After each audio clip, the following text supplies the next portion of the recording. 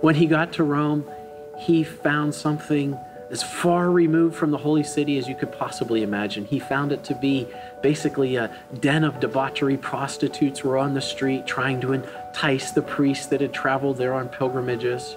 Everywhere you turned, there were money boxes, and there were priests calling out for you to throw money in the box. Luther went to the Sancta Scala. These are the sacred steps.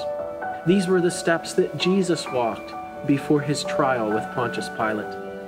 Constantine had taken those steps and removed them from the Holy Land and brought them to the city of Rome. It was a gift for his mother, Helena. She was a very pious woman, and Constantine brought those steps there to Rome and installed them right across from St. John's Lateran Church.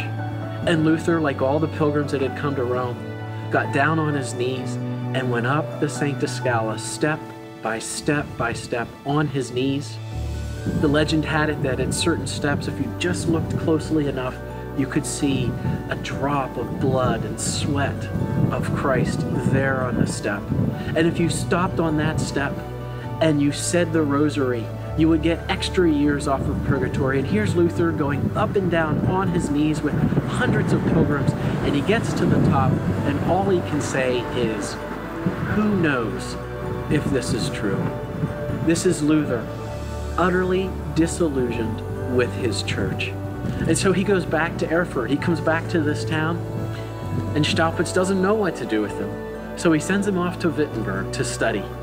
And he had already received his bachelor's degree, his master's degree in the arts here at the University of Erfurt. But now at Wittenberg, he began studying Bible, and he took his bachelor's degree and his master's, and he eventually took his doctorate. And he began reading there in Wittenberg. He began reading Augustine. And as he read Augustine, he saw how so often Augustine started quoting Paul, and Luther starts reading Paul.